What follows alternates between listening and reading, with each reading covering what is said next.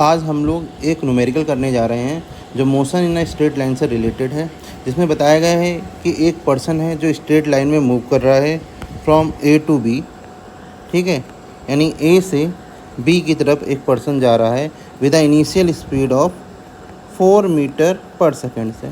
ठीक है, फिर वो रिटर्न बैक हो रहा है बी टू ए, और जब रिटर्न बैक हो रहा है तब उसकी स्पीड कितनी है, रिटर्न बैक की स्पीड कितनी है, ये है 6 मीटर पर सेकेंड। ठीक है, तब आपको आपसे पूछ रहा है, आपको पता करना है एवरेज स्पीड उस पर्सन की क्या होगी, और साथ ही साथ आपको ये भी बताना है कि एवरेज वेलोसिटी उस पर्सन की क्या होगी। तो सबसे पहले हम लोग ये एवरेज स्पीड निकालते हैं, उस पर्सन की एवरेज स्पीड क्या होगी। तो आपने पढ़ा है एवरेज स्पीड का फॉर्मूला, ये होता है total distance upon total time, ये आपने पढ़ रखा है।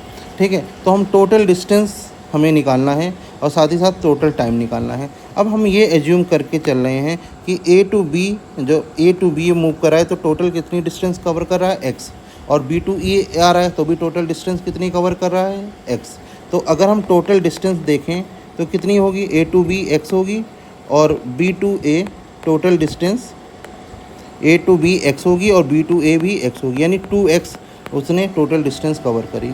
अब टोटल टाइम अगर हम देखें तो टोटल टाइम मान लीजिए कितना है, ए टू बी गया तो t1 टाइम लिया और बी टू ए आएगा तो t2 टाइम लेगा, तो दोनों को ऐड कर देंगे क्योंकि स्पीड जो है अलग अलग है इसलिए टाइम भी डिफरेंट रहेगा। ठीक है, तो t1 इजकल टू अगर हम निकालें, यानी टाइम इजकल टू निकालें तो डिस्टेंस अपॉन क्या होगा, स्पीड होगा। ठीक है ना, तो डिस्टेंस कितनी है, हमने माना x है और स्पीड कितनी है, ए टू बी 4 है। ठीक है, और बी टू ए जब आ रहा है तो डिस्टेंस x है और स्पीड कितनी है 6 है। ठीक है, तो ये सारी वैल्यूज़ हम पुट कहाँ कर देंगे, इस वाले फार्मूले में पुट कर देंगे।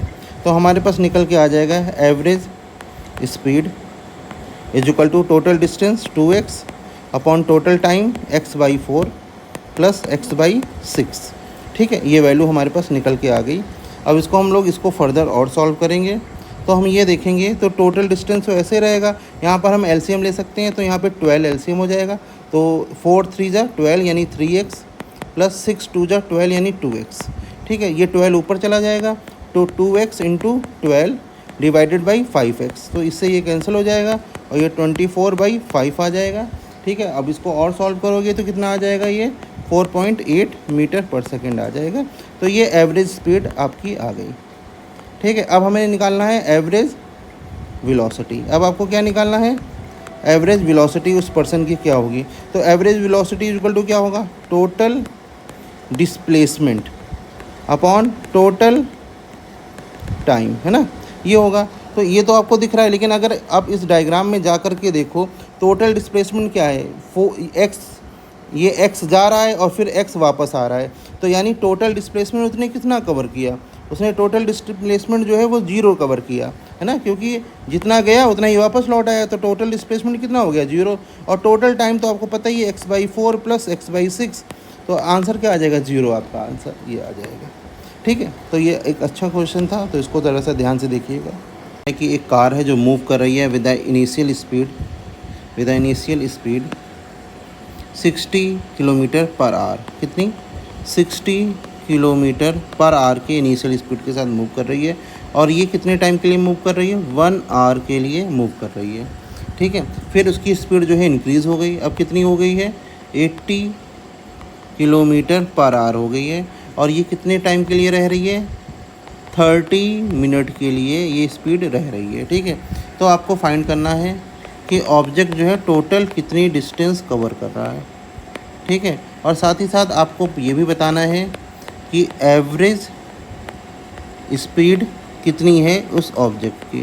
ठीक है, ये दोनों चीज़ें आपको यहाँ पर बतानी है। तो हम लोग सबसे पहले सॉल्व करने जा रहे हैं फर्स्ट वाला पार्ट। ठीक है, तो टोटल डिस्टेंस हमें निकालनी है, टोटल डिस्टेंस ये क्या होगा, टोटल डिस्टेंस u1 और t1 के लिए d1 मान ले रहे हैं और u2 t2 के लिए d2 मान ले रहे हैं। ठीक है, तो d1 इक्वल टू कितना हो जाएगा, u1 into t1 plus d2 equal to u2 into t2। ठीक है, तो आपको u1 दे रखा है कितना 60 किलोमीटर पर आवर और टाइम कितना दे रखा है 1 आवर, प्लस u2 दे रखा है 80 किलोमीटर पर आवर और टाइम दे रखा है 30 मिनट।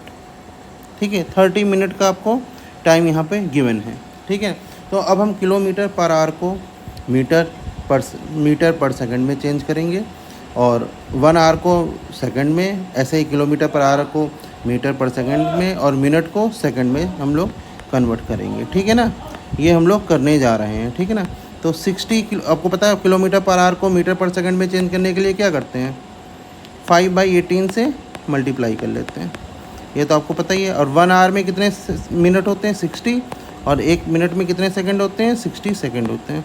तो ये पार्ट हो गया इधर, और प्लस 80 किलोमीटर पर आवर फिर से 5/18 कर देंगे और ये 30 मिनट को सेकंड में चेंज करने के लिए 60 से मल्टीप्लाई कर लेंगे। ठीक है ना, जब इसको फर्दर आप लोग सॉल्व करोगे तो इसकी वैल्यू जो निकल के आएगी वो आएगी आपकी 60,000 प्लस 40,000। ठीक है, इसको सॉल्व करेंगे तो ये वैल्यू आपकी निकल के आएगी, यानी आपका आ जाएगा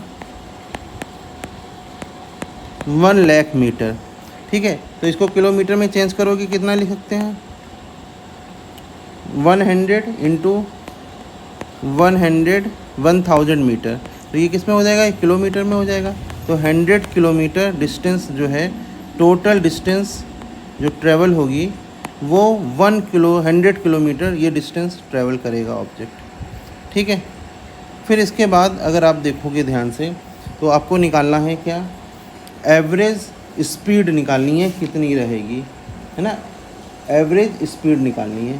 तो एवरेज स्पीड कितनी होगी, एवरेज स्पीड इक्वल टू क्या होगा, total distance upon total time.